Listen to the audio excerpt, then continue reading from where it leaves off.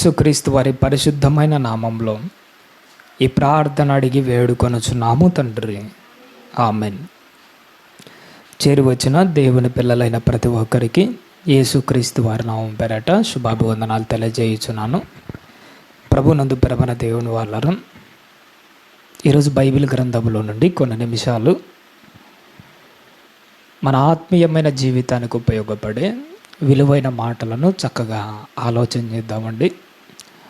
అందరికీ ఏమో కానీ ఈరోజు వినబడుతున్న ప్రతి మాట మన ఆత్మీయ జీవితానికి చాలా ప్రాముఖ్యమైనదండి. ఎంత ప్రాముఖ్యమైనది అనంటే, మన జీవితాన్ని రెండు పార్శ్వాల వైపు మళ్లించే విధంగా ఉంటుంది. అయితే అటు పోవాలా లేకపోతే ఇటు పోవాలా, మన జీవిత గమ్యాన్ని నిర్దేశించే ఒక అద్భుతమైన అంశాన్ని దేవుడు మన కొరకు సిద్ధపరిచాడు. ప్రతి మాట చాలా జాగ్రత్తగా వినాలని ప్రేమతో మనవి చేస్తున్నాను. మనం ఎప్పుడైనా కానీ ఒక హాస్పిటల్కి వెళ్ళాం అనుకోండి, అక్కడ ఒక మెడికల్ స్టోర్ అనేది ఒకటి ఉంటుంది. ఆ మందుల షాప్లో చాలా రకాల మందులు ఉంటాయి. ఒకటి మలేరియాకు, ఒకటి డెంగ్యూకు, ఒకటి చికెన్ గున్యాకు, ఒకటి జలుబుకు, ఒకటి దగ్గుకు, చాలా రకాలైన మందులు ఉంటాయి. ఆ మెడికల్ స్టోర్లో ఉన్న ప్రతి మందు దాని పని నిమిత్తం అక్కడ ఉంది. ఎప్పుడు ఏ అవసరం వస్తుందో అప్పుడు అంత తీసుకొని మనం వాడుకోవాలంతే. మలేరియా వచ్చినప్పుడు మలేరియా మందును తీసుకొని వాడుకోవాలి. టైఫాయిడ్ వస్తే టైఫాయిడ్ తీసుకొని వాడుకోవాలి. కానీ ప్రస్తుతానికి మెడికల్ షాప్లో అన్నీ ఉంటాయి. ఇది మనకు అర్థమైతే, దేవుడు బైబిల్ గ్రంథమందు రాయించిన ప్రతి మాట ఎలాంటిదో తెలుసా? మెడికల్ స్టోర్లో రెడీగా ఉన్న మెడిసిన్ లాంటిది.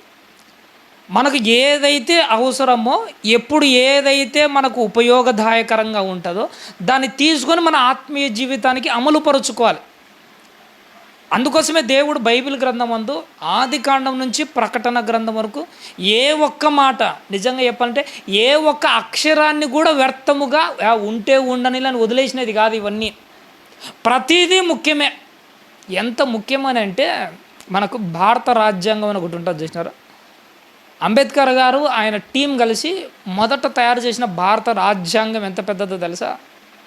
ఇప్పుడున్న దానికంటే చాలా పెద్దది. అంబేద్కర్ గారు ఆయన టీము రాసి మన చేతుల్లో పెడితే ఓకే అన్న వాళ్ళు కాదు మన వాళ్ళు. రాజ్యాంగ సభలను కొన్ని జరిగాయి. అంబేద్కర్ గారు, ఇదిగో నేను పలాని దేశం నుంచి ఈ విషయాన్ని తీసుకొని వచ్చాను, ఇది నేను రాజ్యాంగంలో రాశాను, ఈ పాయింట్ ఉండాలన్నా తీసేయాలా అని కొంత వందల మంది ఏం చేసినారో తెలుసా? దాని గురించి డిస్కషన్, ఎన్నో రోజులు డిస్కషన్ చేసి ఉంటారు ఒక్క పాయింట్ మీద. కొన్ని దాళ్ళను ఉండనిచ్చారు, కొన్ని దాళ్ళను ఏం చేసినారో తెలుసా? తీసేసినాడు. రాజ్యాంగంలో ఒక లైన్ ఉండడానికే ఎంత డిస్కషను, ఉంచాలా తీసేయాలా, ఉంచాలా తీసేయాలని. అదే బైబిల్ గ్రంథంలో దేవుడు ఒక్క లైన్ పెట్టాడంటే దాని గురించి ఎంత ఆలోచన చేసి ఉంటాడు, ఎంత ఆలోచన చేసి బైబిల్ మన చేతుల్లో పెట్టింటాడు. దానిని ఇంకా ఎంత బాగా మనం ఆలోచన చేయాలి. అందుకే ఈరోజు దేవుడు మన కొరకు రాయించిన ప్రతి మాట ఎలా ఉంటుందంటే, ప్రతిదీ లైన్ టు లైన్ మన ఆత్మీయ జీవితానికి ఉపయోగపడుతుంది. మన ఆత్మీయ బ్రతుకులను ఏం చేస్తుందంటే బాగా అద్భుతంగా మలిచి పరలోక రాజ్యానికి తీసుకుని వెళ్తుంది. ఒకవేళ మనలో లోపాలు ఉంటే వాటిని సరిదిద్దుకోవాలి. ఒకవేళ మనం వెనకడుగు వేస్తూ ఉంటే ముందుకు పోవడానికి ఒక అడుగు వేసుకుంటూ ముందుకు వెళ్ళిపోవాలి మన దేవుడు వాళ్ళు. అలా దేవుడు నీ కొరకు రాయించిన ఒక అద్భుతమైన సందర్భాన్ని బైబిల్ గ్రంథమందు చదువుదాం మన దేవుని వారిలో. మత్తయి గారు రాసిన సువార్తలో ఒక మాట రాయబడింది. 25వ అధ్యాయము, బైబిల్ ఉన్న వారందరూ మత్తయి గారు రాసిన సువార్త 25వ అధ్యాయము 31వ వచనాన్ని ఒక్కసారి జ్ఞాపకం చేసుకుందామండి. మత్తయి గారు రాసిన సువార్త 25వ అధ్యాయం 31వ వచనం. తల్లి, తన మహిమతో మనుష్య కుమారుడును ఆయనతో కూడా సమస్త దూతలను వచ్చినప్పుడు ఆయన తన మహిమ గల సింహాసనం మీద ఆసీనుడై ఉండును అంటున్నాడు. చూసాడా? చాలు తల్లి. ఈ సందర్భాన్ని కానీ ఈ వచనాలు కానీ చదివినప్పుడు మీకు ఎలా ఉంటుందో తెలియదు, కానీ నాలో ఎలా ఉంటుందో తెలుసా? గుండె ఎంత వేగంగా పరిగెడుతుంటుందంటే స్పీడ్గా పరిగెత్తే రైలు బండి ఎలా పరిగెడుతుందో అలా పరిగెడుతూ ఉంటుంది. కారణం ఏంటో తెలుసా? ఇప్పుడు మనం ఉంటున్న ప్రపంచం ఏంటంటే బిజీ ప్రపంచం. నిజంగా చెప్పాలంటే నిమిషం టైం దొరికినా కానీ ఏదో ఒక పని, ఖాళీగా లేదు. Busy busy busy busy. ఈ బిజీలో పడి దేవునికి ఇవ్వాల్సిన సమయాన్ని కూడా మనం సక్రమంగా ఇవ్వలేకపోతున్నాం. ఈ మధ్య నేను ఒక సహోదరుని కలిశాను. ప్రార్థన బాగా చేసుకుంటున్నామంటే, లేదు బ్రదర్ 2 రోజులు అయింది, పనిలో పడి ఏం చేసుకోలేకపోయాడట, ప్రార్థన చేసుకోలేకపోయాడు. నిజంగా ఓపెన్గా అన్నాడు, పనిలో బిజీ అయిపోయాను బ్రదర్, 2 రోజులు నేను అసలు ప్రార్థనే. అంటే ఈ కాలంలో పరిస్థితి ఎట్లా ఉందంటే ప్రజలు ప్రతి దాంట్లో బిజీ బిజీ. ఒక మాట చెప్పమంటారండి, పరలోక రాజ్యం నుంచి ప్రభు పాదం కదలడం మొదలుపెట్టిందా, ఈ లోకంలో పరిగెడుతున్న ప్రతి పాదం ఏమవుతుంది? ఆగిపోవాల్సిందే ఆ రోజు. నువ్వు ఏ దానికోసమో పరిగెత్తున్నావు, ఉద్యోగం కోసం పరిగెత్తినా, చదువు కోసం పరిగెత్తినా, అమ్మాయి కోసం పరిగెత్తినా, ఇంకొక దానికోసం నువ్వు ఏ దానికోసమైనా పరిగెత్తు. ప్రభు పాదం అక్కడ కదిలింది అని అంటే ఇక్కడ నీ పాదం ఆగాల్సిందే. ఈ లోకంలో మన పనులన్నీ ఆగాల్సిందే. అప్పుడు నువ్వు బిజీ అనడానికి కుదరదు. ఈ లోకంలో బిజీ అనే దేవుని దగ్గర బిజీ అంటామేమో కానీ కొన్ని విషయాల దగ్గర మనం బిజీ అనలేం. ఎందుకయ్యా నువ్వు బైబిల్ చదవలేకపోయావంటే బిజీ బ్రదర్. ఎందుకమ్మా నువ్వు ప్రార్థన చేసుకోలేకపోయావంటే బిజీ. పనిలో పడి ప్రార్థన కూడా చేసుకోలేని పరిస్థితులు. అందరి గురించి ఏమో కానీ మనము కూడా ఇలాంటి వాళ్ళగా ఉన్నామా లేదని మనం పరిశీలన చేసుకోవాలి. వాక్యం అంటే ఏంటో తెలుసండి, దేవుడు ఏదైనా ఒక వాక్యం ద్వారా మాట్లాడేటప్పుడు పక్కనోళ్ళని కాదు, ముందు మనల్ని మనం పరిశీలన చేసుకోవాలి. ఒకవేళ నేను కూడా ఏదన్నా బిజీలో పడి పోనీ ఏదో ఇంకొక పని పట్టుకొని ఈ పని మానేశానా దేవుని కోసం, నిజంగా అలానే ఉన్నానని మనల్ని మనం ఎప్పుడు ఏం చేస్తున్నాలో తెలుసా? పరీక్షించుకోవాలి ప్రేమ దేవుని. కారణం ఏంటో తెలుసా? మనం కూడా నిజంగా ఒప్పుకోగలిగితే ఏదో పని పెట్టుకొని ఈ పనికి కాస్త బ్రేక్ వేసిన వాళ్ళమే. మనం కూడా ఏదో ఒక పని పెట్టుకుంటాము, ఆ పనిని బట్టి దేవుని పనికి కాస్త బ్రేకులు వేసిన వాళ్ళమే నిజంగా ఒప్పుకోగలిగితే. అంటే ఇన్ని పనులు ఉన్నా కానీ ఈ పని చేసినామని చెప్పడానికి ఏం లేదు. నిజంగా మన పరిస్థితి ఏంటంటే ఒక పని పెట్టుకొని ఇక్కడ జరగాల్సిన దేవుని పనిని ఏం చేస్తుంటే కాస్త వదిలేస్తూ ఉంటాం. కానీ దేవుడు ఎలాంటి వాడో తెలుసా? నాయన నీ పనులు ఎన్నన్నా ఉండి నీ పనులతో పాటు ఇక్కడ చేయాల్సిన పని కూడా చెయ్యాలి. నేను ఒక మాట ఓపెన్గా చెప్పమంటానంటే, బిజీగా పడి గాలి పీల్చుకోవడం మర్చిపోయినామని చెప్పేటోళ్ళు ఎవరైనా ఉన్నామా? మనము పొద్దునుంచి సాయంత్రం వరకు ఎన్నో పనులు ఉంటాయి మనకు. ఈ బిజీలో పడి గాలి పీల్చుకోవడం మర్చిపోయినామనేవాడు ఎవడు లేడు. సరే బిజీలో పడి 2 రోజుల నుంచి గుక్కెడు నీళ్లు కూడా తాగలేదనేవాడు ఎవడు లేదు. నేను బిజీలో పడి వారం రోజుల నుంచి అన్నమే తినలేదనేవాడు ఎవడు లేదు. నీకు ఎన్ని బిజీ పనులు ఉన్నా కానీ చేసే పని చేస్తున్నావా లేదా? వీటి దగ్గర చేసే పనులు చేసినప్పుడు ఎన్ని పనులు ఉన్నా కానీ బైబిల్కి ఇచ్చే సమయం ఏది? దావీదు గారు ఎంత బిజీ పర్సన్. ఒకవైపు రాజ్యము, మరొక వైపు యుద్ధము, ఒకవైపు సౌలు తరుముతున్నాడు, కన్న కొడుకు ఎదురు తిరిగాడు, రాజ్యం చేజారిపోయింది, అడవులు పట్టుకొని పరిగెడుతున్నాడు. ఎన్ని బిజీ అయినా కానీ దీవారాత్రులు ఆయనకి ఇచ్చే సమయాన్ని ఆయనకు ఇచ్చాడు. పోనీ దావీదు రాజు అంత బిజీ పర్సన్స్ మనం ఏమన్నా? పోనీ దావీదు రాజ్యాన్ని ఉద్ధరించే పనులు ఏమన్నా మనం ఏమైనా చేస్తున్నామా? ఏమీ చేయట్లేదు. కానీ దేవుని పనినే మనం ఏం చేస్తుంటే నిర్లక్ష్యంగా చేస్తూ ఉన్నాం. ప్రభన దేవుని వాళ్ళు పని చేస్తూ కూడా దేవుని దగ్గర శిక్షకు పాత్రులయ్యే వాళ్ళం ఎవరో తెలుసా? మనమే. ప్రభన దేవుని వాళ్ళు పని చేస్తున్నాము కానీ లెక్కలేకొచ్చే పనులు మనం చేయట్లే. ఒకసారి ఎప్పుడైనా నాకు అనిపిస్తుంటుంది, మనకు మ్యాథమెటిక్స్ బాగా వస్తుంది, ఎందుకంటే మనం లెక్కలలో పర్ఫెక్ట్. అది వడ్డీ లెక్కలు కావచ్చు, ఇంకొక లెక్కలు కావచ్చు. మనం లెక్కలలో పర్ఫెక్ట్ కదా. ఒక రోజంతా ఇంటి దగ్గర కూర్చొని ఇంతవరకు నేను దేవుని కోసం ఏం ఉద్ధరించానని ఆలోచన చేస్తే లెక్కలలో పర్ఫెక్ట్ అయినా మనము ఈ లెక్కల దగ్గరకు వచ్చేసరికి ఏమైపోతామో తెలుసా? లెక్కలు రాని వాళ్ళ మాదిరి అయిపోతాం. కారణం ఏంటో తెలుసా?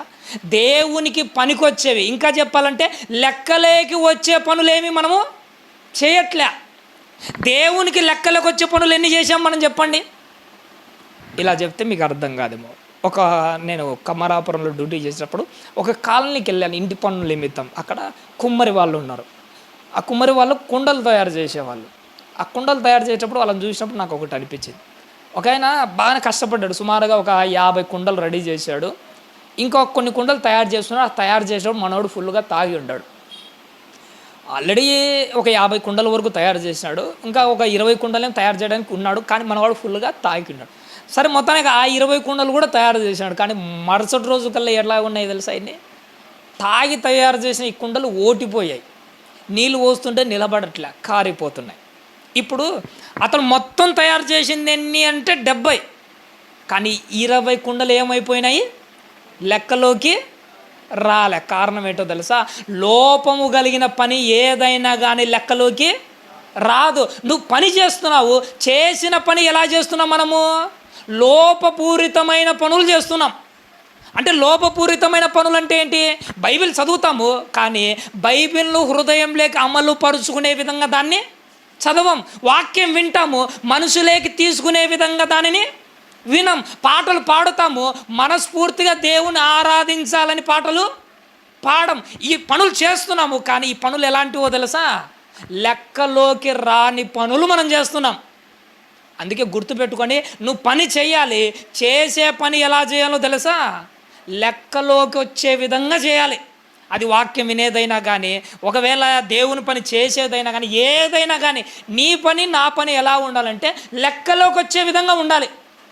పని చేయాలి, ఆ పని కూడా లెక్కలోకి వచ్చే విధంగా చేయాలి. ఇంకా రెండో విషయం ఏంటో తెలుసా, అసలు ఏ పనులు ఉన్నా కానీ దేవుని పని ఖచ్చితంగా ఆ టయానికి మనం ఏం చేసేయాలి, చేసేయాలి ప్రేమన దేవుడు. లేకపోతే ఒకరోజు లెక్కలు అడగడానికి ఒక ఆయన వచ్చి ఎక్కడ కూర్చున్నాడట, తన మహిమగల సింహాసనం మీద ఆసీనుడై ఉండెను అంటున్నాడు. చూసినాడు, ఎందుకైనా మహిమగల సింహాసనం మీద ఆసీనుడై ఉన్నాడు?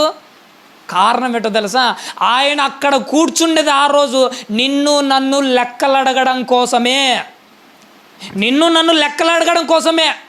కానీ నీ జీవితం నా జీవితం ఎలాంటిదో తెలుసా, నువ్వు నేను కష్టపడి పని చేశాము కానీ ఆయన లెక్కలు అడిగే టయానికి చేసిన కష్టాన్ని కూడా చేతులారా పగలు కొట్టుకుంటున్న జీవితాలు మనవి. ఇది ఇలా చెప్తే మీకు అర్థం కదా. ఒక ఉదాహరణ చెప్తే, నీ కష్టాన్ని నువ్వు ఎలా పగలగొట్టుకొని ఏమీ లేని వాడిగా ఎలా తయారైపోతున్నావు మాట చెప్పమంటారండి. ఉదాహరణకు మనం బాప్తిసం తీసుకున్నప్పటి నుంచి మందిరాలకు వస్తున్నాము, వాక్యాలు వింటున్నాము, దేవుడు మనకిచ్చిన పని నిస్వార్థంగా చేస్తున్నాం. మనం అందరం పనులు చేస్తున్నాం. చేసిన పని నిజంగా మనం కూడా అంతో ఇంతో ఒక జీతాన్ని సంపాదించుకున్నాం.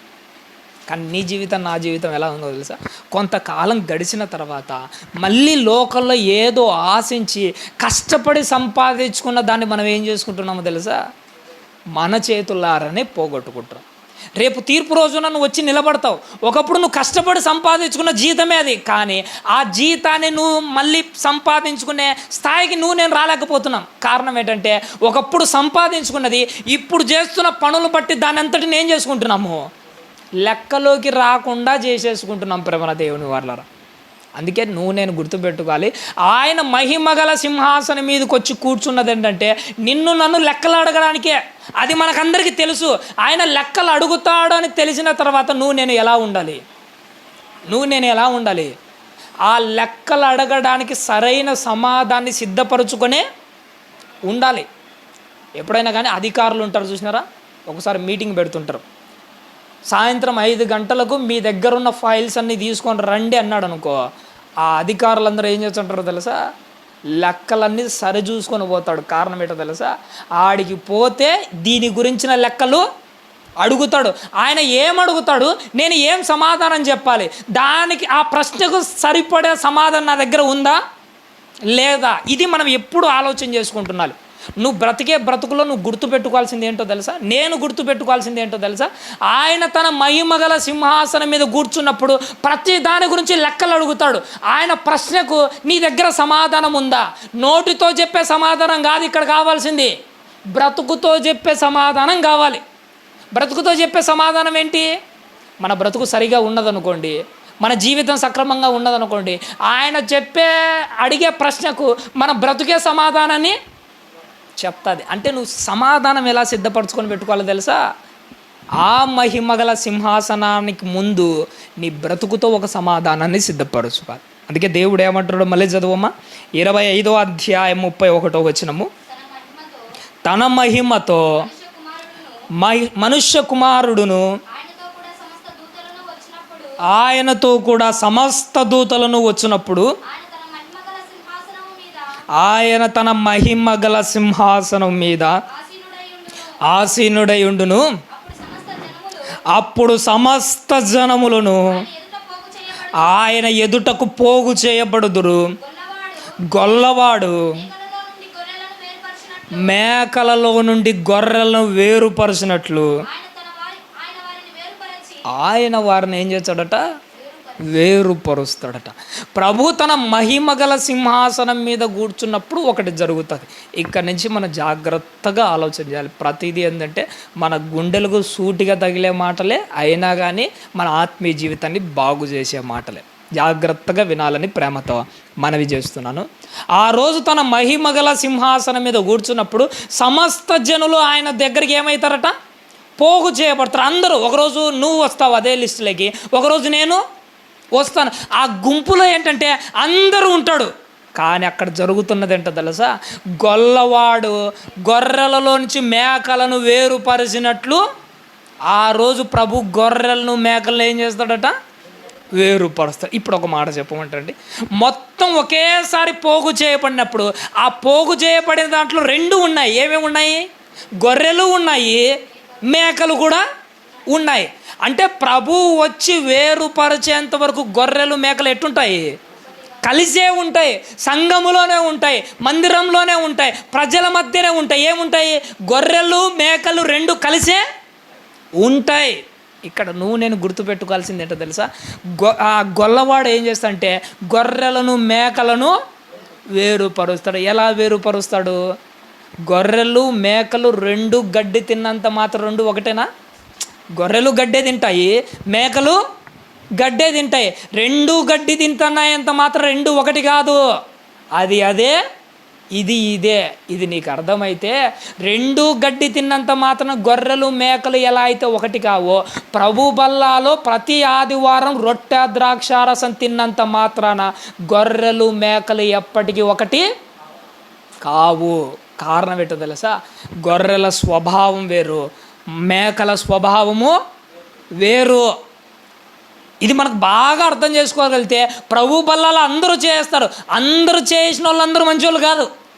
ఇలా చెప్తే మీకు అర్థం కాదేమో, ఓపెన్గా చెప్పమంటాను. మా బాబాయ్ ఒక ఆయన హైదరాబాద్లో ఉన్నాడు. ఆయన ఆటో తోలుతాడు. పగలంతా సుమారుగా హైదరాబాద్ ఆటో తోలంటే బాగానే డబ్బులు వస్తాయి. సుమారుగా సాయంత్రానికి 2,000 నుంచి 3,000 సంపాదించాడు. సాయంత్రం అయితే ఫుల్గా తాగుతాడు. తాగి వచ్చి మా చిన్నమ్మ ఎట్ట కొడతాడో తెలుసా? ఆమె ఇప్పుడు లేదులేండి, చనిపోయింది. బతికి ఉన్నప్పుడు భయంకరంగా కొడతాడు. రాత్రి నిద్ర రానియాడు. పిల్లలు వయసుకి ఎదుగొచ్చిన పెళ్ళిడు పిల్లలు 3 ఉన్నారు, ఆడపిల్లలు. వాళ్ళను కూడా నిద్రపోనియాడు. కొట్టి తిట్టి పచ్చి బూతులు మాట్లాడతారు. వారమంతా ఇదే పరిస్థితి అయినది. ఆదివారం వచ్చింది అనుకోండి, ఆయన గారు బ్రదరన్ సహవాసానికి వెళ్తారు. ప్రభు బల్లాలో చేసేటప్పుడు పాస్టర్ గారు అంటారట, మీ హృదయాన్ని ఒక్కసారి పరిశీలన చేసుకోండి. అప్పుడు మా చిన్నాయన ఏం చేస్తాడట? మోకాలేసి అరగంట ఏడుచాడట, కన్నీళ్ళు గాడిసి. ఉత్తుత ఏడుపు కాదు, నిజంగానే ఏడుచాడట. అరగంట కన్నీళ్ళు గాడిచి ఏడ్చి, ప్రభు నా భార్యను కొట్టాను, నా పిల్లలు పచ్చి బూతులు మాట్లాడాను, దయతో నన్ను క్షమించు ప్రభు. ఏడ్చి ఏడ్చి ఏడ్చి ప్రభు వల్ల చేయేస్తాడట. ప్రభు వల్ల చేసి ఇంటికి వెళ్తాడట, తింటాడట. రాత్రికి మళ్ళీ ఏం చేసింటాడో తెలుసా? మళ్ళీ తాగింటాడు, మళ్ళీ కొడతాడు, మళ్ళీ ఇదే పంచాయితే, రోజు ఇదే పరిస్థితే. ఇప్పుడు చెప్పండి, ప్రభు పల్లాలో చేయి వేసినంత మాత్రాన ఆ మనిషి గొర్రెనా? కాదు, మేక. ఇది ఎందుకు చెబుతున్నానో తెలుసా? ఆ మనిషి తాగుడు పోతాడు కదా అని ఆ మనిషిని పక్కన పెడతాం కొద్దిసేపు. మన స్వభావాలు కూడా ఎలా ఉంటుందో తెలుసా? మనం తాగకపోయినా కానీ తాగుడు పోతాడు ఎంత నీచంగా ప్రవర్తన చేస్తాడో మన ఆలోచనలు కూడా అట్నే ఉంటున్నాయి, మన మాట తీరులు కూడా అట్నే ఉంటున్నాయి, మన స్వభావాలు కూడా అట్నే ఉంటున్నాయి. ఇప్పుడు చెప్పండి, గొర్రెలు మేకలు రెండు గడ్డి తింటున్న మాత్రాన రెండు ఒకటా? రెండు ఒకటి కాదన్నట్టు ప్రభు బల్లాలో చేయేస్తున్న ప్రతి ఒక్కరూ పరిశుద్ధులు, అపవిత్రులు ఒకే చోట ఉండి ఒకే ప్రభు బల్లాలో దొంగగా చేసినంత మాత్రాన ఇద్దరు ఒకటి కాదు. ప్రేమన దేవుడు వాళ్ళరా, రెండు వేరు వేరు. ఎందుకంటే గొర్రెల స్వభావం వేరు, మేకల యొక్క స్వభావము వేరు. గొర్రెలు ఎలాంటివో తెలుసా? ఎంత కష్టం వచ్చినా కానీ, ఎంత శ్రమ వచ్చినా కానీ, ప్రమాదం జరిగినా కానీ అవి గుంపుని విడిచిపెట్టి పోవు. ఎప్పుడైనా గమనించండి, ఏదైనా ఒక రోడ్డు మీద వెళ్తుంటాయి కదా, ఒక ఆటో వచ్చి ఒక గొర్రెను తగిలించి ఏదైనా ప్రమాదం జరిగింది అనుకో, బాగా గమనించండి, ఎంత ప్రమాదం వచ్చినా కానీ గొర్రెలు గుంపు నిడిచిపెట్టి పో. గొర్రెల స్వభావం మనలో కూడా ఉండాలి. మన జీవితకాలంలో ఆత్మీయమైన బ్రతుకులో ఎన్నో సమస్యలు వస్తాయి, ఎన్నో కష్టాలు వస్తాయి. ఎన్ని సమస్యలు వచ్చినా, ఎన్ని కష్టాలు వచ్చినా కానీ సంఘాన్ని విడిచిపెట్టిపోయే మనసు మనకు రాకూడదు మన దేవుని వల్ల. అప్పుడు వచ్చింది అంటే దాని అర్థం ఏంటంటే మన సంఘాన్ని కాదు విడిచిపెట్టిపోతున్నది, ప్రభువునే విడిచిపెట్టిపోతాం. మొర్దెకైని బైబిల్ గ్రంథం ముందు ఒక ఆయన కనపడుతుంటాడు, చూసాడా?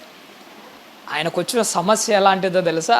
చావే చట్ట రూపంలో వచ్చింది. నిజంగా చెప్పాలంటే హామాను ద్వారా మొర్దెకైని వెతుక్కుంటూ చావే చట్ట రూపంలో వచ్చినా కానీ ఆయన స్వభావం ఎలాంటిదో తెలుసా? అక్కడ ఉంటున్న యూదులలో బాగా కనిపించిన ఒక గొప్ప విషయం ఏంటో తెలుసా? గొర్రెలు ఎలా అయితే గుంపులు గుంపులుగా ఉంటాయో వాళ్ళందరూ ఏక మనసుతో ఉపవాసం ఉండి ప్రభు సన్నిధానాన్ని మాత్రమే హత్తుకొని ఉన్నారు. మన దేవుని వాళ్ళు గొర్రెలంటే కష్టం వచ్చినా, నష్టం వచ్చినా, చావు మనల్ని వెతుక్కుంటూ వచ్చినా కానీ మన స్వభావంలో మార్పు రాకూడదు. ఎంత కష్టం వచ్చినా కానీ దేవుణ్ణి విడిచిపెట్టిపోయే స్వభావం మనలో ఉండకూడదు. ఒకవేళ ఇప్పుడు నువ్వు దేవుణ్ణి విడిచిపెట్టావు అనుకో, ఒకరోజు తీర్పు రోజున నువ్వు ఏ లిస్టులోకి వెళ్తావో తెలుసా? మేకల సైడ్కి, ఇలా సైడ్కి వెళ్ళిపోతావు మన దేవుని వాళ్ళ. నిజంగా చెప్పాలంటే కష్టం వచ్చినా, నష్టం వచ్చినా, ఏమొచ్చినా కానీ మనము గొర్రెల వైపు నిలబడాలంటే ఎలా ఉండాలో తెలుసా? ఎంత కష్టం వచ్చినా కానీ పరిశుద్ధత వైపే ఉండాలి. ఎంత కష్టం వచ్చినా కానీ. అసలు గొర్రెల వైపు నిలబడ్డం అంటే ఏమనుకుంటున్నారు?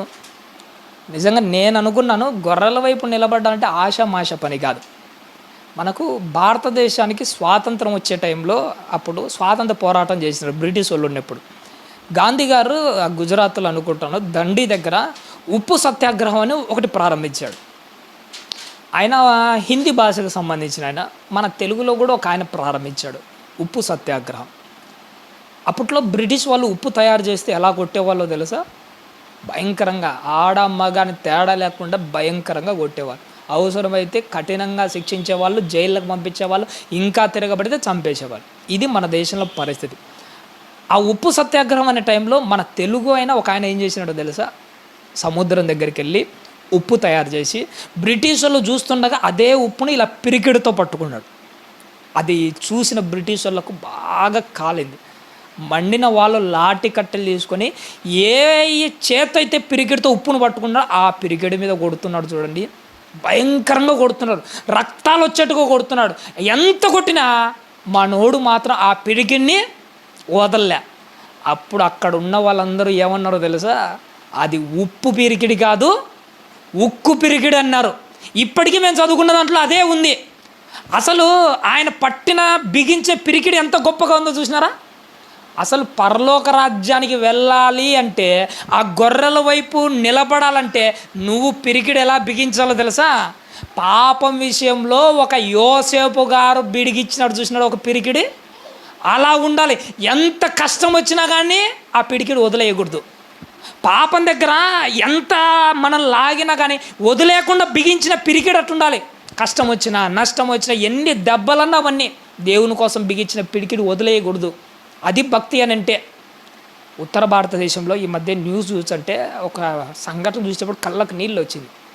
ఒక పాస్టర్ గారిని చర్చిలో వాక్యం చెప్తున్నారని ఈడ్చుకొని వచ్చి ఏం చేసినాడో తెలుసా? ఒక స్తంభానికి కట్టేసి ఆయన బట్టలన్నీ ఊడదీసి భయంకరంగా కొడుతున్నారు. ప్రభుని విడిచిపెట్టి జై శ్రీరామనమని. అసలు ఆ వీడియో చూసినప్పుడు నాకు ఏమనిపించిందో తెలుసా? నిజంగా ఆయన ఎంత కొట్టినా కానీ, వాళ్ళు ఎన్నిసార్లు ఆ మాట అనమన్నా కానీ ఒక్క మాట అనలే. ఎన్ని దెబ్బలు తినడానికైనా సిద్ధపడినాడు. కొడుతున్నాడు, ఒకవైపు రక్తం వచ్చింది, ఆయన సోలిపోతున్నాడు, కళ్ళు తిరిగిపోయినాడు. అసలు ఆయన స్పృహ కూడా ఏం లేదు. నాకు అనిపించింది నిజమైన క్రైస్తవులంటే ఇలానే ఉండాలి. ఆయన బిగించిన పిరిగిడి ఎలాంటిదో తెలుసా? నువ్వు ఎంతన్నా కొట్టిన దెబ్బలకు నేను స్పృహ కోల్పోయినా కానీ నా ప్రభువును గురించిన మాట తప్ప పరుని మాట నా నోట ఉచ్చరించను. అసలు క్రైస్తవ్యం కోసం, క్రీస్తు కోసం అతడు బిగించిన పిరికిడి ఎలాంటిదో తెలుసా? మీద దెబ్బలు పడ్డాయని ప్రభుని విడిచిపెట్టిపోయే భక్తి కాదు. ఈరోజు క్రైస్తవులుగా నువ్వు నేను చూపించవలసిన భక్తి ఇదే. బాప్తిజం రోజు బిగించిన పిరికిడి ఇది. కష్టం వచ్చిందని ఎవడో ఏదో మత ఛాందసవాది అంటున్నాడని, లేకపోతే ఇంకొకటి ఏదో అంటున్నాడని బాప్తిజం రోజు నువ్వు నేను బిగించిన పిరికిడి ఇది వదిలేసే పిరికిడే కాదు. పక్కనోళ్ళ విషయం కాదు కదండి. ఇంకా చెప్పమంటారండి, పాపం దగ్గర నువ్వు నేను ఎట్టుండాలో తెలుసా? ఏదో ఈ మత ఛాందసవాదులు ఏదో అంటారని మన భక్తిని గట్టిగా పట్టుకోవడం కాదు. పాపం దగ్గర కూడా మనం ఇంతే గట్టిగా మన పిరికిని బిగించి ఉండాలి. రోమా ప్రభుత్వంలట అప్పట్లో చరిత్ర మీరు చదివారో లేదో కానీ నేను ఒక సంఘటన చదివాను. మొదట్లో రోమా ప్రభుత్వంలో ఉన్న చరిత్ర ఎంత దారుణమైనదో తెలుసా? ఎంత క్రూరమైన సంఘటనలో జరగదు తెలుసా? అప్పట్లో రోమా ప్రభుత్వంలో ఒక ప్లే గ్రౌండ్ ఒకటి ఉంటుంది.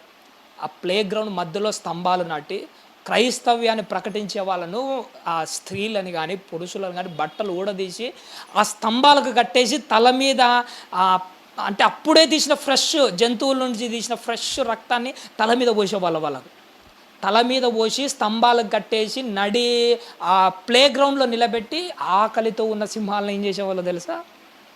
వదిలేసేవాళ్ళు.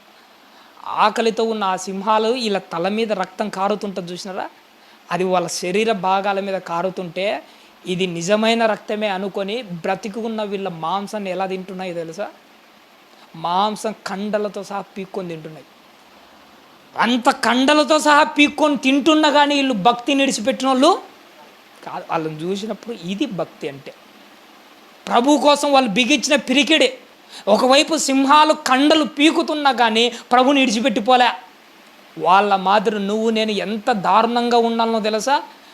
నీకు ఈ కాలంలో అలాంటి కష్టాలు నాకు ఏం లేవు. మనకు ఈరోజు మనం చూపించాల్సిన తెగింపు ఏంటి? పాపం దగ్గర మనం ఇలాంటి తెగింపు చూపించాలి. తప్పు చేయకుండా ఇలాంటి తెగింపు చూపించాలి. భక్తిలో ఇలాంటి తెగింపు చూపించాలి. దేవుని కోసం కష్టం పడే దాంట్లో ఇలాంటి తెగింపు చూపించాలి. ప్రేమ దేవుని వారలరా, వాళ్ళు చూపించిన దానితో పోల్చుకుంటే ఇప్పుడు మనం చూపిస్తున్నది పెద్ద కథే కాదు. దీన్ని బట్టి మనం భక్తులను ఎలా అనుకోవాలి చెప్పండి? ఎలా అనుకోవాలి? అంత గొప్పగా బ్రతికినారు కాబట్టిగా వాళ్ళు అర్హులు. ఎక్కడ ఉండడానికి అర్హులు? వాళ్ళు గొర్రెల వైపు ఉండడానికి వాళ్ళు అర్హులు. ఈ కష్టాలు నువ్వు నేను పడకపోతే నువ్వు నేను గొర్రెల వైపు ఎలా ఉంటాము? అందుకే ప్రభు ఏమని మాట్లాడుతున్నా, మళ్ళీ చదువుమా. గొల్లవాడు మేకలలో నుండి గొర్రెలను వేరుపరిచినట్లు ఆయన వారిని ఏం చేస్తాడట తల్లి? వేరుపరచి అన్న మాట చూసినారా? గొర్రెలలో నుండి మేకలను వేరుపరచడం. ఎందుకు వేరుపరిచాడు అంటే గొల్లవాడు ఆ గొర్రెల యొక్క స్వరము వేరు, మేకల యొక్క స్వరము రెండు ఒకటేనా? దాని స్వరం వేరు, దీని స్వరం వేరు, కానీ రెండు ఒకే చోటనే ఉన్నాయి. మందిరంలో కూడా చాలామంది ప్రార్థనలు చేస్తూ ఉంటారు. ఇంటి దగ్గర కూడా ప్రార్థన చేసే వాళ్ళు చాలామంది ఉంటారు. కానీ గొర్రెల ప్రార్థన వేరు, మేకల ప్రార్థన వేరు. దాని స్వరం వేరు, దీని స్వరము వేరు. ప్రేమైన దేవుని వాళ్ళరా, నీ స్వరం నా స్వరం ఎట్లుండాలో తెలుసా? ప్రభు గుర్తుపట్టే స్వరంతో ప్రార్థన చేయాలి. ఏటి ఆ ప్రార్థన? ప్రార్థన ప్రభు గుర్తుపట్టే స్వరంతో చేసే ప్రార్థన ఏంటి? ఏటో తెలుసా ఆ ప్రార్థన? రేపు తీర్పు రోజున నువ్వు అక్కడికి వచ్చి నిలబడిన ఒక లైన్లో, అంటే బైబిల్ గ్రంథం అంటాడు ఏంటంటే ప్రతి వాడు తన తన వంతులో ఏమవుతాడట?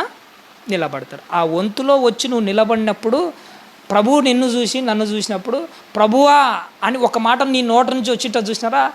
అప్పుడు నీ స్వరాన్ని ఎవరు గుర్తుపట్టాలో తెలుసా? ప్రభువు గుర్తుపట్టాలి. నాయనా ఇది నీ స్వరమేనా? ఒకప్పుడు నువ్వు ప్రార్థన చేసేటప్పుడు నేను వినే స్వరం ఇదేనా? ఒకరోజు దావీదు గారిని సౌలు రాజు ఏం చేస్తాడంటే చంపడానికి తరుముతూ ఉంటాడు. దావీదుకి ఒక అవకాశం వచ్చేది సౌలు గారిని చంపడానికి, కానీ చంపకుండా దూరం నుండి అవకాశాన్ని సద్వినియోగం చేసుకోకుండా పిలుస్తాడు. సౌలుతో పిలిచేటప్పుడు ఆ సౌలు దావీదు యొక్క స్వరాన్ని గుర్తుపడతాడు. నాయన దావీదు, అది నువ్వేనా? నాయన అది నువ్వేనా? రేపు తీర్పు రోజున నువ్వు వచ్చి నిలబడినప్పుడు ప్రభువా అని నువ్వు అంటే ప్రభువు నిన్ను చూసి ఏమనాలి తెలుసా? నాయన అది నీ స్వరమేనా? ప్రతిరోజు ఉదయాన్నే లేచి నువ్వు మోకాళ్ళు లేచి ప్రార్థన చేస్తుంటే నేను విన్న స్వరం అదేనా? ఇతరుల కష్టాల్లో ఉన్నప్పుడు వాళ్ళ కోసం నీ గొంతు నలిగిపోయేలా ప్రార్థన చేసిన స్వరం అదేనా? సంఘం కోసం దీవారాత్రులు ఒక సేవకుని మాదిరి పోరాడిన స్వరం అదేనా? అయినా నువ్వేనా? అని నీ స్వరాన్ని గుర్తుపట్టాలి ప్రభువు. అది కదా ప్రార్థన. దేవదూతలందరూ నీ స్వరం విన్నప్పుడు నీ గురించి నా గురించి ఏమన్నాలో తెలుసా? నాయనా, నీ స్వరం విననిదే పరలోక రాజ్యంలో ఒక రోజు కూడా జరిగేది కాదు. అంత బాగా ప్రార్థన చేసేవానివి, నీ ప్రార్థన ప్రభు అంత ఇష్టముగా వినేవాడు అని దేవదూతలందరూ రేపు తీర్పు రోజున నువ్వు నిలబడినప్పుడు నీ గురించిన సాక్ష్యాన్ని నీతోనే చెప్పే విధమైన ప్రార్థన నీది నాదై ఉండాలి. అది కదా నీ స్వరం ఉండాల్సింది. అది కదా గొర్రెల స్వరం అంటే. మేకల స్వరం వేరు, గొర్రెల స్వరము వేరు. గొర్రెలు ఎలా ప్రార్థన చేస్తాయంటే దేవునికి వినపడేలా ప్రార్థన చేస్తాయి. మేకలు ఎలా ప్రార్థన చేస్తాయో తెలుసా? మనుష్యులకు వినపడేలా ప్రార్థన చేస్తాయి, మనుషులు మెచ్చుకునేలా ప్రార్థన చేస్తాయి. గొర్రెలలోంచి మేకలు ఎలా వేరు చేయబడతాయంటే నీ స్వరాన్ని బట్టి. అంటే ఏంటి? నీ ప్రార్థనా స్వరాన్ని బట్టి ఆ రోజు నువ్వేమైపోతావు? మళ్ళీ వేరు చేయబడతావు మన దేవుని వల్ల. అందుకే గుర్తుపెట్టుకోండి, మన స్వభావాలు ఎలా ఉండాలంటే, మన భక్తి జీవితాలు ఎలా ఉండాలంటే ఆ గొర్రెలలోంచి మేకలను వేరుపరిచినట్టు మనల్ని వేరుపరిచే విధంగా ఉండాలి మన దేవుని వల్ల. అందుకే ఆ రోజట గొర్రెలను మేకలను ప్రభు ఏం చేశాడట? వేరుపరిచి ఒకవైపు కుడివైపున ఎవరు నిలబెట్టాడట? గొర్రెలను, ఎడవ వైపున మేకలను నిలవబెట్టెను అంటున్నాడు. చూసాడా? ఇక్కడ వేరు చేయబడినాయి అని అంటేనే ఇంకా జీవితం అంతా ఏమైపోయినట్టుగా వేరు చేయబడినట్లే. ఆ రోజు ఒక్కొక్కరు వేరు చేయబడుతుంటే మీకు ఎలా ఉంటుందో కానీ, బైబిల్ గ్రంథం ముందు ఒక సువార్త లేదా ఒక సువార్తలో ఒక మాట చదివినప్పుడు ఇద్దరు పొలానికి పోయి ఉంటారట. ఒకరు ఎత్తబడతారట, ఒకరు విడవబడతాడు. ఒక మిద్దె మీద ఉంటాడు, ఒకడు ఎత్తబడతాడు, ఒకడు విడవబడతాడు. ఒకే మంచం మీద ఇద్దరు పడుకొని ఉంటారట. ఒకరు ఎత్తబడతారు, ఒకరు విడవబడతాడు. అంటే ఒకడు గొర్రె, ఒకరు మేక. పొలానికి ఇద్దరు పోయారు, ఒకరు ఎత్తబడ్డాడు, ఒకరు విడవబడ్డాడు. అంటే ఒకడు గొర్రె, ఒకరు మేకలు. ఒకే తిరగడి విసురుతున్న ఇద్దరు వ్యక్తులు, ఒకరు ఎత్తబడుతున్నారు, ఒకరు విడవబడుతున్నారంటే ఒకడు గొర్రె, ఒకరు మేక. ఒకే మంచం మీద పడుకున్న ఇద్దరు వ్యక్తులు అంటే ఇద్దరు భార్య భర్తలు అయి ఉండొచ్చేమో. ఒకటి ఎత్తబడినారు, ఒకడు విడవబడినారంటే ఒకడు గొర్రె కావచ్చు, ఒకరు మేక కావచ్చు. ఒకే కుటుంబంలో గొర్రెలు ఉంటాయి, ఒకే కుటుంబంలో మేకలు ఉంటాయి. వీటిని ఎలా డివైడ్ చేస్తున్నారంటే ప్రభు ఎవరి ప్రవర్తనను బట్టి వాళ్ళను వేరుపరుస్తున్నాడు మన దేవుని వల్ల. ఒక మాట గుర్తుపెట్టుకోండి, ఆ రోజు నీ జీవితం నా జీవితం ఎందును బట్టి వేరు చేయబడుతుందో తెలుసా? నీ మనసులో పాపాన్ని పరిశుద్ధతను వేరుపరుచుకునే దాన్ని బట్టే గొర్రెల వైపు ఉంటావా మేకల వైపు ఉంటావా అన్నది రెండు అక్కడికక్కడ ఏమైపోతాయి? డిసైడ్ అయిపోతాయి. అంటే ఇక్కడ జరగాల్సిందంతా ఎక్కడ జరుగుతుంది? మన మనసులో జరగాలి. ఇక్కడనే నువ్వు పట్టుదలతో ఏది వేరుపరుచుకున్నావు అనుకో, అక్కడ ఆటోమేటిక్గా నువ్వు ప్రయాసపడాల్సిన అవసరము ఉండదు మన దేవుడి వల్ల.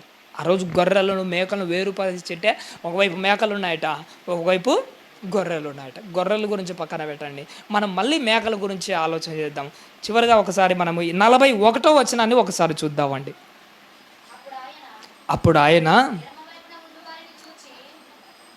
ఎడమ వైపున ఉన్న వారిని చూచి, శపింపబడిన వారలారా, నన్ను విడచి అపవాదికిని వాని దూతలకును సిద్ధపరిచిన నిత్యాగ్ని గుండములోనికి పోవండి. ఇక్కడ ఈ మాట గొర్రెల గురించి మనకు అందరికీ తెలుసు కాబట్టి నేను దాని గురించి ప్రస్తావన చేయాలి. ఈ మేకల గురించి చెప్పి, ఎందుకంటే మనకు అవసరమైనది అదే, అవసరమైన దాని గురించి ఆలోచన చేద్దాం. అందుకే ప్రభు ఏమంటున్నాడంటే ఆ రోజట తన ఎడమ వైపున ఉన్న మేకలను చూసి శపింపబడిన వారలారా. ఎందుకు శపింపబడిన వారలారా అన్న మాట వచ్చింది ఆయనతో? ఎందుకు? కారణం ఏంటంటే మన బ్రతుకు ఆయన నోటు నుంచి శపింపబడే విధంగానే ఉంది కాబట్టిగా. ఒకవేళ మన బ్రతుకు బాగలేకపోతే ఆయన నోటి నుంచి వచ్చే మాట అదే. ఉదాహరణకు ఈ టైంలో ప్రభు వచ్చాడు అనుకోండి, ఒక మాట చెప్తే మీకు క్లారిటీగా, ప్రభు వచ్చే టయానికి ఎవరో కొంతమంది అయినా భూమి మీద బ్రతికే ఉంటారా ఉండరండి? ఇప్పుడు ఈ క్షణంలోనే వచ్చాడు అనుకో, ఈ క్షణం వరకు మనం బ్రతికి ఉన్నామా లేదా? సరే, ఒక 100 ఏళ్లకు ప్రభు వచ్చాడు అనుకో, అప్పుడు కూడా ఎవరో ఒకరన్నా బతికి ఉంటారా లేదా?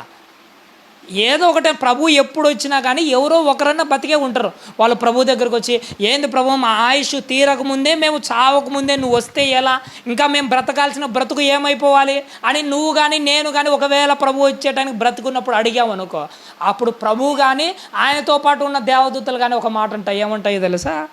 ఇన్ని రోజులు నీకు బ్రతుకునిచ్చే నువ్వు బ్రతికి ఏం ఉద్ధరించావు? ఇన్ని రోజులు నువ్వు నేను బ్రతికి ఏం ఉద్ధరించాను చెప్పండి. పోనీ ఇన్ని రోజులు మనకు బ్రతుకునిచ్చినంత వరకు మన వల్ల మన చుట్టుపక్కల ఉన్న వారికి ఏంటి ఉపయోగము? పోనీ మన బ్రతుకుని బట్టి దేవునికి ఏం ఉపయోగం వచ్చింది? మన సంఘానికి ఏం ఉపయోగం వచ్చింది? మన కుటుంబానికి ఏం ఉపయోగం వచ్చింది? పోనీ ఇన్ని రోజులు మనం బ్రతికించినందుకు మన ఆత్మీయ జీవితానికి ఏం ఉపయోగం వచ్చింది?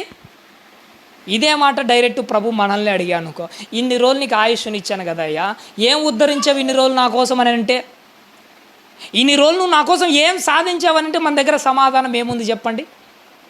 ఏం సమాధానం ఉంది? ఏం లేదు మన దగ్గర. నిజంగా చెప్పాలంటే ఏ సమాధానం లేదు. ఉదయం నుంచి సాయంత్రం వరకు కూర్చొని ఆలోచన చేసినా కానీ ఏం చేశామో కూడా జ్ఞాపకం పెట్టుకోలేని పరిస్థితిలో మనం ఉన్నాం. ఏం చేయట్లే. అందుకే ప్రభు అంటాడు, ఆ రోజట ఎడమ వైపు ఉన్న వారిని చూసి ఏమంటున్నాడు తల్లి? శపింపబడిన వారలారా. ఎందుకు శపించాడు? ప్రభు ఊరకనే ఎవరిని శపించడని, ఎవరి బ్రతుకును బట్టి వారిని శపిస్తాడు. ఒకరోజు అంజూరపు చెట్టు ఉంది, ఊరకనే శపించాడు అంజూరపు చెట్టును. ఎందుకు శపించాడు? పండ్లు ఫలాలు కనిపించట్లేదు కాబట్టిగా. ఏ దాంట్లో అయితే ఫలాలు కనిపించలేదో దాన్నే శపిస్తాడు. ఆదాము వాళ్ళని ఊరకనే శపించాడా? అలా బ్రతుకు సరిగా లేదు. ఒకరోజు గుర్తుపెట్టుకోండి, తీర్పు రోజున నువ్వు నేను నిలబడినప్పుడు నీ బ్రతుకు నా బ్రతుకు సరిగా లేదు అనుకో, దేవుడు నీ పరిస్థితి నా పరిస్థితి ఎలా ఉంటుందో తెలుసా? శపింపబడిన వారలారా అని ఇదే మాట స్ట్రైట్గా అనేస్తాడు. ఒకరోజు ఆదాము అవ్వలను శపించాడు, ఏదేనో తోటలోంచి బయటికి తగిలేశాడు. మళ్ళీ తిరిగి రాకుండా ఏమడ్డం పెట్టాడట? ఖడ్గజ్వాలను కెరూబులను అడ్డపెట్టాడు. ఎందుకు ఖడ్గజ్వాలను అడ్డపెట్టాడు? మళ్ళీ ఒకవేళ సాహసించి లోపలికి వస్తే ఆ ఖడ్గజ్వాల తగిలి వాళ్ళు ఏమైపోవాలి? చచ్చిపోవాల్సిందే. బతకడానికి అవకాశం ఉందా? ఎందుకు ఆదాము హవ్వల విషయంలో అంత కఠినంగా ఉన్నాడు? కారణం ఏంటో తెలుసా? నాయన నేను ఎవరినైతే శపిస్తానో వాళ్ళ విషయంలో నేను అంతే కఠినంగా ఉంటానని నీకు చెప్పడం కోసమే వాళ్ళ దగ్గర కఠినంగా ఉన్నాడు. రేపు తీర్పు రోజున నువ్వు వచ్చి నిలబడినప్పుడు, మేకల వైపు నీ బ్రతుకు నిలబెట్టినప్పుడు నిన్ను కూడా శపిస్తే నువ్వు పరలోక రాజ్యానికి రాకుండా పాతాళం వాకిళ్ళు కూడా ఇంతే కఠినంగానే ఉంటాయి. నువ్వు ఎంత ప్రయత్నం చేసినా కానీ లోపలికి రానంత కఠినంగా ఉంటాడు ప్రభువు. నీ బ్రతుకు విషయంలో అంత కఠినంగా ఉండకూడదంటే నువ్వు మేకల వైపు ఉండకుండా నువ్వేం చేసుకుంటున్నావు తెలుసా? జాగ్రత్త పడుతూ ఉండాలి. అందుకే ప్రభు వాళ్ళతో ఏమంటారంటే, శపింపబడిన వారలారా, నన్ను విడచి అపవాదికిని వాని దూతలకును సిద్ధపరచిన. ఫస్ట్ టైం మీరు గమనించారా? ప్రతిసారి ప్రభు ఏమంటేవాడంటే, ప్రయాసపడి భారం మోసుకొని చున్న సమస్త జనులారా నా యొద్దకు. ఎప్పుడు చూసిన ప్రభు నోట వచ్చే మాట ఏంటంటే, రండి రండి రండి అన్న మాటలే వస్తాయి. కానీ ఫస్ట్ టైం ఒక్కసారి ఏమంటుందో తెలుసా? తీర్పు రోజున పొండి అంటాడు. పొండి అన్న మాట ప్రభు నోట ఎప్పుడు వస్తుందంటే ఒక్క తీర్పు రోజున మాత్రమే వస్తుంది. అంతవరకు ఏమన్నమాట వస్తుందంటే తెలుసా? రండి రండి, ఇప్పటికీ రండి, నీకు ఆయుష్ ఇచ్చాను రా, నీకు ఇంకా ప్రాణం పోలేదు రా, మందిరానికి వచ్చావు ఇప్పుడైనా మారి రా. ప్రతిసారి నిన్ను రండి రండి అంటాడు, కానీ ఒక్కసారి మాత్రమే నిన్ను పొండి అంటాడు. కారణం ఏంటో తెలుసా? ఎన్నిసార్లు రండి అని పిలిచినా కానీ నీ బ్రతుకు ఆయన దగ్గరికి రాలేదు కాబట్టిగా. రానప్పుడు ఇంకేమంటాడు? ఇంకా పొండేనే అంటాడు. ఆయన పొండి అన్న తర్వాత రండి అన్న మాట రెండోసారి ఇంకెప్పటికీ రాదు. ఒకవేళ నేను వస్తానన్నా కానీ ఆయన రానివ్వడు మన దేవుని వాళ్ళ. అందుకోసమే రండి అన్నప్పుడే రావడానికి ప్రయత్నం చేయాలి. మనం అందరూ బాధపడాలంటే ఒక మాట చెప్పమంటారండి. నిజంగా చెప్పాలంటే ఒక మాట ఓపెన్గానే మాట్లాడతాను. ప్రభు రండి అన్న కానీ, ఇంకా చెప్పాలంటే ఇప్పుడు ప్రభు మనల్ని ఏం పొండి అని ఎవరిని అనలే. మనల్ని ఎవరిని అన్నాడా? మననేం అనలే. అనకపోయినా కానీ మనం ప్రభుని విడిచిపెట్టి పోతున్నాం. మేము ఎక్కడ పోతున్నాం? చర్చికి వచ్చాం కదా. మేము ఎక్కడ పోతాం? శనివారం కాన్ఫరెన్స్లో ఉన్నాం కదా. మేము ఎక్కడ పోతాం? పాటలు పాడుతున్నాం కదా. కానీ పైకి మాత్రమే మనం దగ్గరగా ఉన్నాం. కానీ నిజంగా చెప్పాలంటే మన బ్రతుకులు ఏదో ఒక చిన్న దానికోసమే ప్రభు కోసం దూరంగా వెళ్ళిపోతున్నాం. ఒకరోజు అననీయ సప్పిరా ఇద్దరు భార్యాభర్తలు ఉన్నారు చూసినారా. వీళ్ళిద్దరు భార్యాభర్తలు ఎలాంటి వాళ్ళు అంటే, వాళ్ళు పొలం అమ్మారు, కొంత డబ్బు ఇంట్లో దాచిపెట్టుకున్నారు, కొంత డబ్బు సంచిలో పెట్టుకొని అననీయ ఏం చేశాడో తెలుసా, ఏమీ తెలియని మాదిరి దేవుని సన్నిధానానికి వచ్చాడు. ఇప్పుడు ఒక మాట చెప్పమంటుంది, అననీయ ఎలా వచ్చాడో తెలుసా, ఆ సంచిలో డబ్బు బరువుతో కాదు వచ్చింది, తన మనసులో ఒకటి దాచుకున్నానన్న బరువుతో వచ్చాడు. ప్రభు డైరెక్టే అన్నాడు, అననీయ దీనికోసమా నీ మనసు నన్ను దూరంగా పెడుతున్నది, దేనికోసం నన్ను విడిచిపెట్టిపోతున్నావు? ఏమననయ్య దేనికోసం?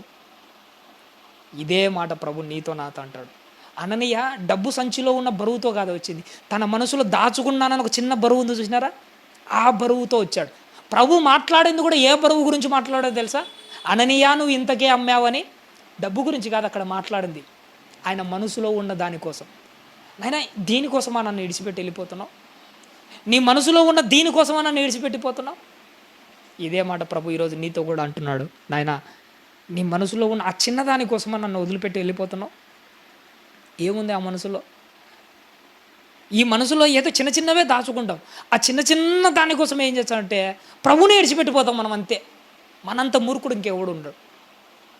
ప్రభువునే వదిలేస్తాం అంతే, సంఘాన్ని కాదు, ప్రభువునే వదిలేస్తాం. ప్రభు అంటాడు, నాయన దానికోసం రాయ్యా నాయన విడిచిపెట్టిపోయేది, నువ్వు ఈ చిన్నదానికి నన్ను విడిచిపెట్టిపోవడానికి నీకోసం నేను ప్రాణం పెట్టాలనా? నీకోసం నేను ఇంత చేయాలనా? నువ్వు మారకముందు నీకు వాక్యం వినిపించాలి నేను ఎంత చేశానో తెలుసా? నువ్వు మారకముందు, నువ్వు గాలికి తిరిగేటప్పుడు, నిన్ను ఎవడూ పట్టించుకున్నప్పుడు, నీకంటూ విలువ లేనప్పుడు నా మాటలు నీ చెవున పడేయడానికి నేను ఎంత ప్రయాసపడినానో తెలుసా? నా సేవకులు ఎంతమందిని పంపించానో తెలుసా? పంపించిన ప్రతిసారి నువ్వు వినటోనివి కాదు, అయినా కానీ నీకు ఎందుకు వినిపించానో తెలుసా? నేను పడిన కష్టానికి ఎన్నోసార్లు పడితే ఎప్పుడో ఒకసారి మారావు, మొత్తానికి బాప్తీసం తీసుకున్నావు, వచ్చినా కానీ నీ మనసులో ఉన్న చిన్నదానికోసం మళ్ళీ విడిచిపెట్టిపోతావేంటి? దీనికోసమా నన్ను విడిచిపెట్టిపోతున్నావు? ఏమనని ఆ మనసులో ఆ చిన్నదానికోసమా? అందుకే ప్రేమన దేవుడు చిన్న చిన్న వాటి కోసం ప్రభుని విడిచిపెట్టిపోతున్నావు అంటే నువ్వు మేకలలోనే ఉంటావు, మనం సంఘంలోనే ఉంటావు. చిన్నది మనసులో పెట్టుకుంటే గొర్రెల మధ్య మేక అంటే ఎవరు అనుకున్నారు? సంఘంలో ఉండి మనసులో ఒక చిన్నదాన్ని పెట్టుకొని ప్రభుకు దూరంగా బ్రతుకుతుంటాం చూసినామా, మనమే గొర్రెల మధ్య ఉన్న మేకలం ప్రభన దేవుడు వాళ్ళం. అందుకే ప్రభు అంటాడు ఏంటంటే, చిన్న చిన్న వాటి కోసం నువ్వు విడిచిపెట్టి వెళ్ళిపోయావు అనుకో, మళ్ళీ నువ్వు వస్తానన్నా కానీ అప్పుడు నేను అనే మాట ఏంటంటే పొండి. కానీ నిజంగా చెప్పాలంటే ఆ పాతాళం ఎవరి కోసం సిద్ధపరిచాడట తల్లి? మళ్ళీ చదువమ్మా. అపవాదికిని వాని దూతలకును, అది నేను నిత్యాగ్ని దండన సిద్ధపరిచింది ఎవరి కోసము? నిజంగా చెప్పాలంటే అది నీ కోసం కాదయ్యా సిద్ధపరిచింది, నీ కోసం సిద్ధపరిచింది పరలోకం. మరి పాతాళం ఎవరి కోసం సిద్ధపరిచాడు? నిజంగా చెప్పాలంటే, కరెక్ట్గా చెప్పాలంటే నరకం సిద్ధపరిచింది అపవాది కాని కోసం, వాడి దూతల కోసం. నీ కోసం సిద్ధపరిచింది పరలోక రాజ్యం. కానీ నీ పరిస్థితి, నా పరిస్థితి ఎలాంటిదో తెలుసా? అపవాదికి సిద్ధపరిచిన ఆ నరకానికే పోయే బ్రతుకు నా దగ్గర ఉంది అని చెప్పి వాని కోసం సిద్ధపరిచిన నరకానికి ఏమైపోతున్నామంట? మనము పాత్రులం అయిపోతున్నాం ప్రేమన దేవుని వాళ్ళు. అది మనది కాదు, మనకు వద్దని చెప్పాడు. కానీ పాతాళం అంటే ఎలాంటిదో తెలుసా? అది ఒక చట్టం. ఇలా బ్రతికే ప్రతి ఒక్కడు ఇక్కడికే పోతాడన్నది ఒక చట్టం. ఆ చట్టానికి లోపడి మొదట ఆ పాతాళానికి సిద్ధం చేసింది ఏమన్నా తెలుసా? అపవాదిని. ఒక చట్టం తయారు చేశాడు, ఇలా బ్రతికే వాళ్ళని నరకానికి పంపిస్తానని చెప్పేసి మొదట అపవాదిని వాడి దూతలన్నిటిని ఏం చేశాడు? నరకానికి పంపించాడు. ఆ చట్టం ఎలాంటిదంటే అది ఎవరికైనా వర్తించుతుంది. కానీ అదే చట్టం కింద మన జీవితంలో ఏం చేసుకుంటున్నామో తెలుసా? నాశనం చేసు. అపవాదిగాడు ఎలా అయితే బ్రతుకుతున్నామో మనం అలానే బ్రతుకుతున్నాం. వాడు నరకానికి సిద్ధమైనట్టే మనం కూడా సిద్ధమైపోతున్నాం. నాయన నేను సిద్ధపరిచింది వాడి కోసం, దానికోసం బ్రతుకుతారేంటి? వానిలా బ్రతుకుతారేంటి? అందుకే గుర్తుపెట్టుకోండి ప్రేమన దేవుని వారు, వానిలా బ్రతకడం అంటే ఏంటి? వానిలా బ్రతకడం అంటే వాడు పరలోక రాజ్యంలో దేవునితోనే ఉన్నాడు. దేవునితో ఉండి కూడా వాని మనసులో మొలిసిన ఒక చిన్నది ఏం చేసిందో తెలుసా? వాడిని ఒక మేకలాగా తయారు చేసి పెట్టింది. వాడు పరలోక రాజ్యంలో ఉండి వాని మనసులో పడిన దాన్ని బట్టి దేవునికి దగ్గరగా ఉండగానే వాడు ఒక మేకలా ఎలా అయితే మారిపోయామో, నీది నాది సేమ్ సిచ్యువేషన్. మందిరంలో ఉన్నాము, వాక్యాలు వింటున్నాము, కానీ మనలో పడిన చిన్నది గొర్రెల్లో నుంచి మనల్ని ఏ విధంగా మారుస్తుంది తెలుసా? మేకలా మార్చేస్తుంది. మేకలా మార్చేసిందంటే నాయన అపవాదికి వాని దూతలకు నువ్వు సిద్ధపరిచిన నరకానికి నువ్వు కూడా పో. కారణం ఏంటంటే నువ్వు ఇప్పుడు గొర్రెవు కాదు, నువ్వు కూడా మేకవే. కాబట్టి ప్రవణ దేవుడు వారు ఇక మన జీవితంలో అలా ఉండకూడదు. ప్రవణది అలా లేకుండా మన జీవితంలో పడిన ఈ కల్మషాన్ని అంతటినీ కడిగేసుకోవాలి. ఈ మేకలు చేసింది ఏంటో ఒకటి మాట చివరిగా చూద్దామమ్మా. ఈ 42వ వచనాన్ని ఒకసారి చూసి మనం ముగించుకుందాం. తల్లి, నేను ఆకలి గొంటిని, మీరు ఆ మేకలతో ఉండి మాట్లాడతాను. నేను ఆకలి కొన్నానయ్యా, కానీ మీరు నాకు భోజనం పెట్టలేదు. ఏది ప్రభువుకి ఆకలి ఏంటి? చాలాసార్లు మనమే అనుకుంటాం కదమ్మా. ఇది మనకు తెలిసిన మాట. అందుకే దీని గురించి నేను ఎక్స్ప్లెయిన్ చేయను, దీని గురించి కూడా నేను మాట్లాడను. ఏమని మాట్లాడదు? నేను ఆకలి కొంటిని, మీరు నాకు భోజనాన్ని పెట్టలేదు. ఏది ఆకలి ఎవరు ఆకలి కొన్నారు? ఎవరికి భోజనము? సర్వసాధారణ సింపుల్గా మాట్లాడుకోగలిగితే మనం చెప్పే మాట ఏంటంటే, ఎంతోమంది తినడానికి తిండి లేక బయట ఉన్న వాళ్ళు ఉన్నారు. వాళ్ళకు మనం ఏం పెట్టాలి? ఆకలితో ఉన్నవాడికి అన్నం పెట్టాలనుకుంటున్నాం. నిజమైన ఆకలి తీర్చడం అంటే ఏంటో తెలుసా? వాక్యం తెలిసి చక్కగా వాక్యాలు వింటున్న మనము మన చుట్టుపక్కల ఎంతోమంది కనపడుతుంటారు. వాళ్ళు వాక్యం లేక రోజు రోజుకి ఏమైపోతుంటారో తెలుసా? వాళ్ళ ఆత్మ క్షీణించిపోతూ ఉంటుంది, వాళ్ళ బ్రతుకులు నాశనం అయిపోతుంటాయి, వాళ్ళ కుటుంబాలు చిన్నవందర అయిపోతుంటాయి. అసలైన ఆకలితో అలమటించేవాడు ఎవడో తెలుసా? రోడ్డు మీద ఉన్నవాడు కాదు, దేవుని వాక్యం లేక ఆత్మలో దిగజారిపోయేవాడే ఆత్మీయమైన ఆకలితో ఉన్నవాడు.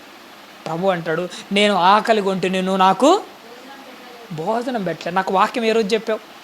నీ పక్కలో ఒక సహోదరుడు రోజు రోజుకు దిగజారిపోతుంటే, వాడు మందిరానికి రాకుండా అంటే, వాడు భక్తిలో లేకుండా పోతుంటే, వాడు అసలు దేవుణ్ణే విడిచిపెట్టిపోతుంటే, వాడికి ఏ రోజు నువ్వు వెళ్ళి వాక్యం పెట్టావు? వాడి ఆకలి ఏ రోజు తీర్చావు? నేను ఆకలి కొంటిని, కానీ మీరు నాకు ఏ రోజు భోజనాన్ని పెట్టాలి. ఇంకొక మాట చెప్పమంటారండి, మన స్వార్థపూరితమైన దుర్మార్గమైన మనసు ఏంటో తెలుసా? పక్కనోనికి పెట్టడం కాదు, వాక్యం మన దగ్గరికి వచ్చినా కానీ మనము కూడా ఆహారాన్ని తీసుకోలేని పరిస్థితిలో ఉండిపోతున్నాం. ప్రేమ దేవుని వల్ల వాక్యం మనల్ని వెతుక్కుంటూ వచ్చింది, కానీ మనది ఏంటంటే అదేదో గుర్రాల సామెత ఒకటి ఉంటుంది చూసినారా? గుర్రాన్నట నీళ్ళ దగ్గర వరకు తీసుకొని వచ్చారట, కానీ దాని చేత బలవంతంగా నీళ్ళు తాపించగలమా? తాపించలేని. చూసినారా? మన పరిస్థితి కూడా అంతే. ఎంత బలవంతంగా చర్చి దగ్గరికి వచ్చినా కానీ మనుషులకి వాక్యాన్ని ఎక్కించడము, మనస్ఫూర్తిగా వాక్యం వినడం ఎవరి చేతిలో ఉంటుంది? అది మన చేతుల్లో ఉంటుంది. మనం చెప్పడం వరకు మా చేతుల్లో ఉంటుంది, కానీ విని స్వీకరించేదంతా ఎవరి జీవితం వాళ్ళ చేతుల్లోనే ఉంటుంది, ఎవరి బ్రతుకు వాళ్ళ దాంట్లోనే ఉంటుంది. పక్కనున్న ఆకలి తీర్చడం కాదు, ముందు మన ఆకలి తీర్చుకుంటున్నామో లేదో కూడా చూసుకోవాలి. నీ ఆకలి నువ్వు తీర్చుకుంటూ పక్కనోళ్ళ ఆకలిని కూడా నువ్వేం చేయాలి? తీర్చాలి. ఇది నిజమైన భక్తి అంటే. ఇది దేవుడు నీ నుండి ఆశపడుతున్నది. ఇంటికి వెళ్ళిన తర్వాత ఈ అధ్యాయం అంతా చదువుకోండి. ఈ అధ్యాయంలో అంటారు, నేను దిగంబరినై ఉంటిని, నాకు మీరు బట్టలు ఇవ్వలే, చలికి వణికిపోతున్నాను, దిగంబరినై ఉన్నాను, బట్టలు లేకుండా ఉన్నాను, కానీ మీరు ఏ రోజు నాకు ఒక చిన్న శాలువ లాంటి బట్ట కూడా నాకు కప్పలేదు. ఏంటి ఇదంతా? ఎవరో బస్టాండ్లో చలికి వణికిపోతున్న ఒక ముసలానికి దుప్పటి కప్పడమా? అది చేయాలి. దానితో పాటు ఏంటో తెలుసా? అసలు ఇక్కడ బట్టలంటే, బట్టలు సరిగా లేక దిగంబరమైన బ్రతుకులతో బ్రతికేటోళ్ళు ఎంతోమంది ఉన్నారు. ఓపెన్గా చెప్పాలంటే కొంతమందికి బ్రతుకులు సరిగా లేవు. అంటే డైరెక్ట్గా చెప్తాను, మీరేం ఫీల్ కాకండి. ఎవరైనా మనకు తెలిసిన ఒక అబ్బాయి కానీ ఒక అమ్మాయి కానీ వ్యభిచారి ఉందనుకోండి, వ్యభిచారి మంచి బట్టలే వేసుకోండి, అంటే తప్పుగా అనుకోకండి, అర్థం చేసుకోండి. ఆ వ్యభిచారం చేసే స్త్రీ పైకి మాత్రము మంచి బట్టలే వేసుకుంటుంది, కానీ నిజంగా చెప్పాలంటే బ్రతుకులు సరిగా లేక దిగంబర జీవితం ఎవరితో తెలుసా? ఆయమదే. ప్రభు అంటాడు, నేను దిగంబరనై ఉంటే మీరు నాకు బట్టలు ఇవ్వలేదు. ఏ బట్టలు ఇవ్వలేదు? క్యారెక్టరు అన్న బట్టలు ఆయమకు మనం తొడగలేదు. అమ్మా, ఇది వ్యభిచారం చేత ఉన్నావంటే నువ్వు బట్టలు లేక దిగంబరగా ఉన్నావమ్మా. ఇది నీ పరిస్థితి. నీకు విలువ లేదు లోకంలో, సంఘంలో విలువ ఉండదు, భక్తిలో విలువ ఉండదు అని చెప్పేసి వాక్యం ద్వారా ఆమెకి ఏం కప్పాలో తెలుసా? మనము ఒక క్యారెక్టర్ను కప్పాలి. ఇది అసలైన బట్టలు కప్పడం అంటే. ఆమెకే కదా, ఎవరికైనా కానీ, ఎవరైనా నీలో ఈ అసూయలు ఎక్కువ అయిపోతున్నాయిరా, నీలో ఈ బ్రతుకు సరిగా లేదురా, నువ్వు బట్టలు లేకుండా దారుణంగా ఉన్నావురా అని చెప్పేసి అడిగి క్యారెక్టర్ అన్న బట్టలు కప్పామనుకో, అది కరెక్ట్గా నిజంగా చెప్పాలంటే నేను దిగంబరనై ఉంటుని, మీరు నాకు బట్టలు ఇచ్చితిరి. ఏది బట్టలు ఇవ్వడం అంటే ఏంటి? సాటి సహోదరుల క్యారెక్టర్లు బాగలేనప్పుడు, లోకంలో దిగజారిపోయినప్పుడు మనము వాళ్ళ క్యారెక్టర్ను కప్పడం అన్నది, నాయన ఇలా ఉండాలని క్యారెక్టర్ కప్పుతాం చూసినావా, ఇవి చేయాల్సింది మెయిన్గా. లోకంలో చేసేవి చేయాలి, వాటితో పాటు ఇవి 100% చేయాలి. పరలోక రాజ్యంలో ఏది నీకు ఎక్కువ వెయిట్ ఇచ్చదో తెలుసా? ఎక్కువ బరువుని భక్తిని తూల్చేది ఏంటో తెలుసా? పేదవాడికి అన్నం పెట్టడం కంటే ఆ పేదవాడికి వాక్యం చెప్పి వాని ఆత్మను రక్షించడం, ఆ వాక్యం అనే ఆకలి తీరుస్తావు చూసినావా? 2 వెయిట్ ఉంటాయి. రెండిట్లో ఎక్కువ బరువు కలిగింది ఏంటో తెలుసా? ఆత్మిక ఆహారం పెట్టే ఈ వాక్యం అనేది అధికమైన బరువు తూగుతుంది. కాబట్టి ప్రేమల దేవుని వాళ్ళను ఇక్కడ నువ్వు నేను గుర్తుపెట్టుకోవాల్సిందంటే, బ్రతుకుదాం, దేవుని కోసం గట్టిగా బ్రతుకుదాం. మనం బ్రతుకుతూ ఇంకొకరిని బ్రతికిద్దాం. మనం బ్రతుకుతూ ఇంకొకరిని బ్రతికిచ్చామంటే మనం గొర్రెలుగా ఉంటాము. తాటి సహోదరులను కూడా ఎలా పెట్టుకుంటాము? గొర్రెలుగానే పెడతాం. ఇంకొక విషయం ఏంటంటే, మనం బ్రతకాలే కానీ మనల్ని మనం చంపుకోకూడదు. ప్రేమల దేవుని వాళ్ళు చివరిగా ఒక మాట చెప్పమంటాను. ఆత్మహత్య చేసుకుంటారు చూసా, తనను తాను చంపుకుంటూ ఉంటారు. లోకంలో తనను తాను చంపుకునేదే చట్టవిరుద్ధంగా నేరం, ఒప్పుకోరు. నీకు బ్రతికే హక్కు ఉంది కానీ చచ్చే హక్కు లేదు. ఆత్మహత్య చేసుకోవడం అనేది చట్టం దృష్టిలోనే పెద్ద నేరం. దేవుడు కూడా ఎలాంటి వాడో తెలుసా? నాయన, నీకు బ్రతికే హక్కు ఉంది కానీ నీ ఆత్మను పాపం చేత చంపే హక్కు నీకు లేదు. బ్రతుకు, నలుగురిని బ్రతికించు, భక్తిగా బ్రతుకు, నలుగురిని భక్తిలో నిలబెట్టు. నువ్వు మంచిగా ఉండు, నలుగురిని మంచిగా నిలబెట్టు. అప్పుడు నువ్వు గొర్రెగా ఉంటావు. పరిశుద్ధాత్మ దేవుని పొందుకున్న వాళ్ళు ఎదుటి వాళ్ళు కూడా గొర్రెలుగా మారిపోతారు. ఒకవేళ నువ్వు బ్రతకక నలుగురిని చంపేసావు, నువ్వు మేకగా మారిపోతావు, నలుగురిని మేకగా మారుస్తావు. విన్న వాక్యాన్ని అంతటిని మొదటి నుంచి ఒకసారి జ్ఞాపకం చేసుకోండి. ప్రభు వచ్చి తీర్పు రోజు నిలబెడతాడు, గొర్రెలను మేకలను వేరుపరుస్తాడు. వేరుపరిచినప్పుడు నీ బ్రతుకు నా బ్రతుకు మేకల మాదిరి ఉన్నది అనుకోండి, ఇక అయిపోయినట్టే. అదే ఇంకా మన జీవితం లాస్ట్.